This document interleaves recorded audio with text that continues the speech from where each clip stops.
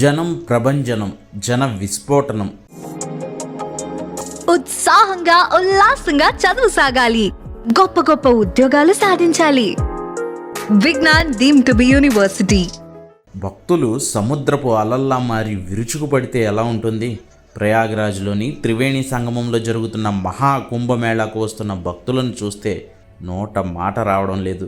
ఎన్నో కులాలు, మరెన్నో మతాలు, దేశ విదేశాలు, విభిన్న జాతులు, మనం ఎన్ని అడ్డుగోడలు పెట్టుకున్నా సరే మహాకుంభమేళాలో ఇంతమందిని చూస్తుంటే మనిషిగా మనిషి విశ్వరూపం ఎలా ఉంటుందో కనిపిస్తోంది.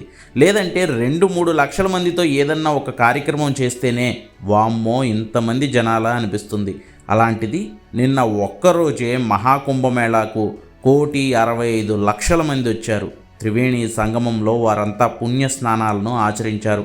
ప్రపంచంలోనే అతిపెద్ద ఆధ్యాత్మిక వేడుకగా చెప్పుకునే ఈ మహాకుంభమేళాకు వస్తున్న కోట్లాది భక్తజనం గంగా, యమున, సరస్వతీ నదుల కలయిక వద్ద స్నానం చేసి ఆ మహాశివుడికి ఆరాధన చేయడంతో పాటు పితృదేవతలకు పూజలు చేసి వారికి పుణ్యలోకాలు ప్రాప్తించేలా చేస్తున్నారు.